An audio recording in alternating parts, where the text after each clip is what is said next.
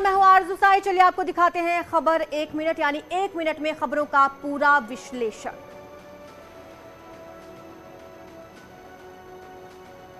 के नतीजे आने के साथ ही सरकार बनाने की प्रक्रिया शुरू हो गई है। मंत्री परिषद और संगठन के पदाधिकारियों के साथ बैठक के बाद मुख्यमंत्री योगी आदित्यनाथ ने राज्यपाल आनंदीबेन पटेल को औपचारिक तौर पर इस्तीफा सौंप दिया। योगी आदित्यनाथ शपथ ग्रहण तक कार्यवाहक सीएम बने रहेंगे। माना जा रहा है कि सीएम आवास पर मुख्यमंत्री की अध्यक्षता में हुई बैठक में सरकार के गठन और स्वरूप पर चर्चा हुई। हालांकि अभी तक ये तय नहीं हो सका कि सरकार का गठन और शपथ ग्रहण कब होगा।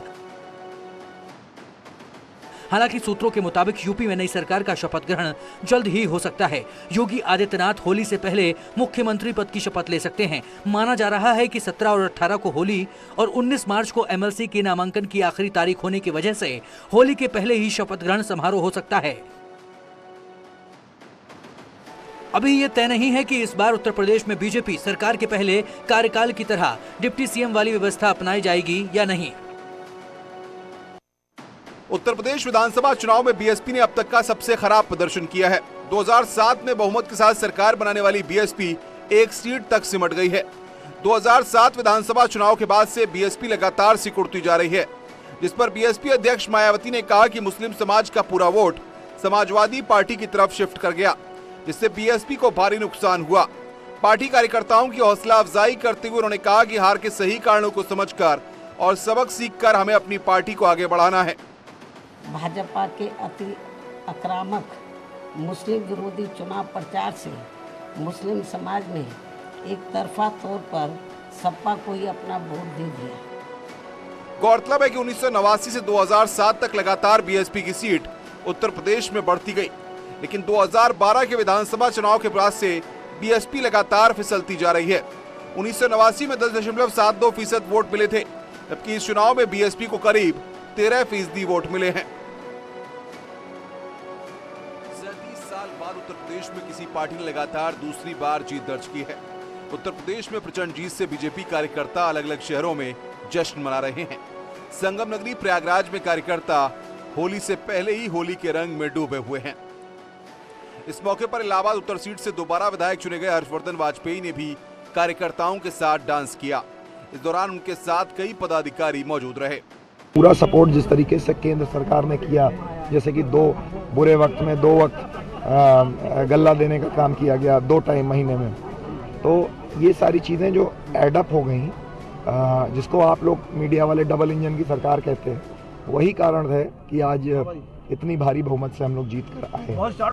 वहीं इस मौके पर सांसद रीता बहुगुणा जोशी ने जीत की बधाई दी। उन्होंने कहा कि ये बीजेपी की नीतियों की जीत है। ये कार्यकर्ता ही प्रफुल्लित नहीं है, बल्कि जनता भी बहुत खुश है कि उन्होंने जो मैंडेट दिया, उन्होंने जो वोट डाला, उसने इतनी प्रचंड बहुमत भारतीय जनता पार्टी को दिलाई है। यह जीत मोदी जी और योगी जी के नेतृत्व की है।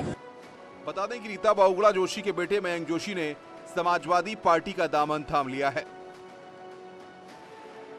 बीजेपी को विधानसभा चुनाव में 2/3 बहुमत तो मिला, लेकिन मुख्यमंत्री पुष्कर धामी चुनाव हार गए। लिहाजा अगला मुख्यमंत्री कौन होगा, इसको लेकर बीजेपी में चर्चाएं भी सियासत भी दोनों तेज हो गई हैं। पूर्व सीएम विजय बहुगुणा, रमेश पोखरियाल निशंक, केंद्रीय राज्य मंत्री अजय भट्ट, कैबिनेट मंत्री सतपाल महाराज, धन सिंह रावत के नाम पर दिन भर चर्चाओं का बाजार गर्म रहा। हालांकि कई विधायक इस बात को खुलकर कह रहे हैं कि जिस युवा चेहरे के नेतृत्व में पार्टी ने सभी मिथकों को तोड़ते हुए एक बार फिर सत्ता में वापसी की, उन्हें दोबारा मौका दिया जाना चाहिए। उनका बहुत बड़ा योगदान है लोगों को जिताने में। यही कारण है कि वो अपनी कॉन्स्टिट्यूंसी में टाइम नहीं दे पाए, और कुछ वहाँ पर ट्राइबल जो वोट है जाति को सुन ऐसा था कि वो जो बसपा को उठता था वो कांग्रेस को डाइवर्ट हो गया और पुष्कर जी पीछे रह गए। तो हमारा ये मानना है कि जो उन्होंने एक संदेश दिया है 6 महीने के अंदर जनता को, एक मौका मिलना चाहिए। बाकी जो हाईकमान का निर्णय होगा वो मान्य होगा। 4 जुलाई 2021 को मुख्यमंत्री पद की शपथ लेने वाले पुष्कर सिंह धामी ने 11 मार्च 2022 की दोपहर 1:30 बजे राजभवन पहुंचकर अपना इस्तीफा सौंप दिया। राज्यपाल गुरमीत सिंह को इस्तीफा देने के लिए उनके साथ कैबिनेट मंत्री गणेश जोशी, अरविंद पांडे और सतपाल महाराज पहुंचे, और फिर 15 मिनट बाद इस्तीफा सौंपकर 1:45 बजे पुष्कर धामी राजभवन से बाहर निकले। महामहिम जी को मंत्रिमंडल समेत अपना सभी का पूरा इस्तीफा अपना सौंप दिया है। महामहिम जी ने उसको स्वीकार कर लिया। फिलहाल अभी स्पष्ट नहीं है कि अगला मुख्यमंत्री कौन होगा, लेकिन अभी चर्चा यही है कि धामी की मुख्यमंत्री बनाया जाना चाहिए, क्योंकि पुष्कर धामी ने यहां जनता की नाराजगी को कम किया, वहीं 47 सीटों का रिजल्ट भी दिया। बीते एक साल में 57 विधायकों की सरकार में 2 मुख्यमंत्रियों के इस्तीफे सबसे ज्यादा सुर्खियों में रहे, लेकिन सीएम धामी का इस्तीफा बीजेपी की प्रचंड जीत और खुद हार के बाद हुआ है। ऐसे में इस्तीफे और शपथ के बीच की सियासत पर सबकी नजरें टिकी हैं। बीजेपी की बम्पर जीत पर रायबरेली में विजय जुलूस निकाला गया। विजय जुलूस की खास बात यह रही कि विजय जुलूस में कार्यकर्ता बुलडोजर पर सवार दिखाई दिए। बुलडोजर से रैली निकाली गई, विचार कैसे आया?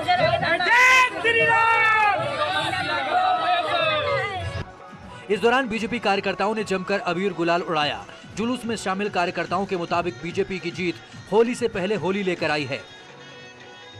सौभाग्य है कि हम लोग आज 7 दिन पहले होली खेलने का अवसर आज हमको हमारे उत्तर प्रदेश किसानों और नौजवानों ने देने का काम किया है। जिस तरह से उत्तर प्रदेश में आज प्रचंड बहुमत की सरकार भारतीय जनता पार्टी ने बनाई है, इससे ज्यादा खुशी का माहौल, इसके लिए इससे ज्यादा खुशी कोई पल हम लोग के नहीं हो सकता है।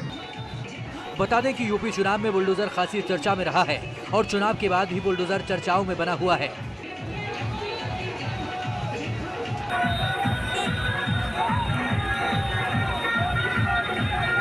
बागपत की बड़ौत विधानसभा सीट पर आरएलडी उम्मीदवार अपनी पत्नी की वजह से चुनाव हार गया।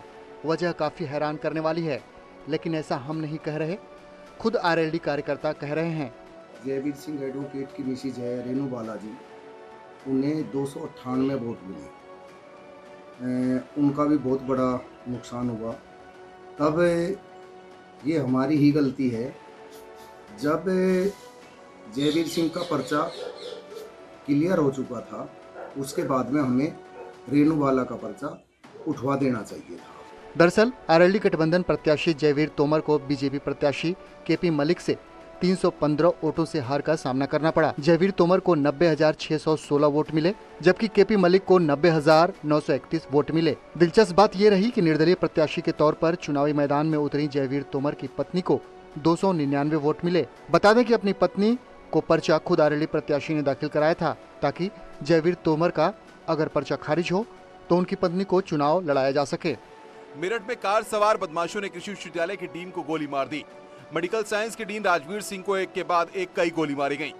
घटना के बाद कार सवार बदमाश मौके से फरार हो गए। डीन राजवीर सिंह को गंभीर हालत में अस्पताल में भर्ती कराया गया है, जहां उनकी हालत नाजुक बनी हुई है। इनको गोली मार दी गई। अच्छा, पुलिस से बाहर जी, कुछ पता लग पाया है कि किसने? नहीं, अभी कुछ। अच्छा, तो अभी इनकी हालत कैसी है? हालत सीरियस है, क्रिटिकल कंडीशन में। अच्छा, अभी यहाँ से कहाँ पर लेकर गए इनको? घटना मेरठ के दोराला थाना क्षेत्र की है। बताया जा रहा है कि बदमाश विश्वविद्यालय के गेट के बाहर घात लगाकर बैठे थे और राजवीर सिंह जैसे ही अपने घर के लिए रवाना हुए, तभी विश्वविद्यालय के बाहर कार सवार बदमाशों ने उन पर गोलियां बरसा दी। ताबड़तोड़ फायरिंग की घटना से इलाके में हड़कंप मच गया है। घटना की सूचना मिलते ही एसएसपी प्रभाकर चौधरी समेत पुलिस के आला अधिकारी मौके पर पहुंचे।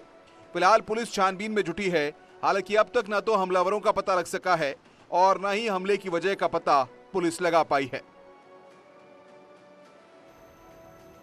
हरदोई के सुरसा इलाके में पुलिस ने मुठभेड़ के बाद 2 गौ तस्करों को गिरफ्तार किया है। पुलिस ने 2 ट्रक और 45 गोवंश को बरामद भी किया। दरअसल मुखबिर की सूचना पर पुलिस तस्करों पर दबिश डालने गई थी, तभी बदमाशों ने पुलिस टीम पर फायरिंग कर दी। पकड़े गए बदमाश गोवंश की बिहार और पश्चिम बंगाल में तस्करी करते थे। हरदोई है थाना सुरसा में, वहाँ पर 2 संदिग्ध ट्रक दिखाई पड़े, रोकने पर उनमें से एक के द्वारा फायरिंग की गई। पुलिस बल द्वारा चतुराई से उनको घेर कर पकड़ा गया। तो 2 व्यक्ति इसमें, एक दिल्ली का रहने वाला, एक रामपुर का रहने वाला पकड़ में आए।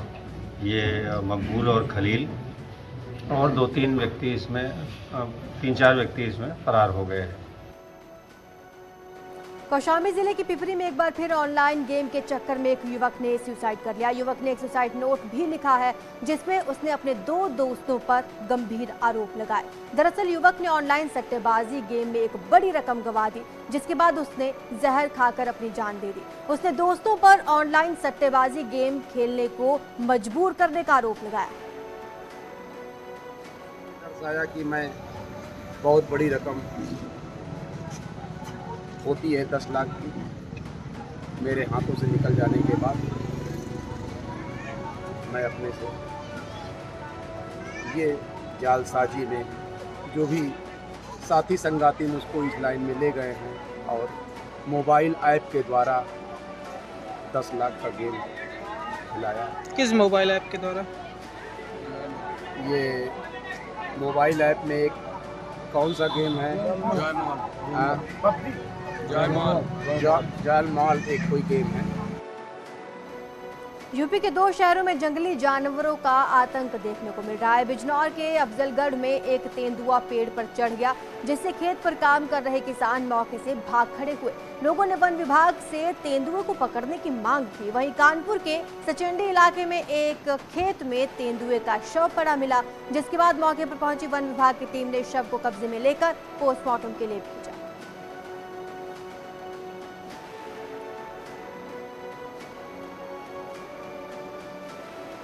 मथुरा में होली की धूम शुरू हो गई है। बरसाना के श्रीजी मंदिर में लड्डू की होली खेलने के साथ कान्हा की नगरी होली की उमंग में डूब गई। गुरुवार को जहां बरसाना में लड्डू की होली खेली गई, वहीं आज लठमार होली खेली गई।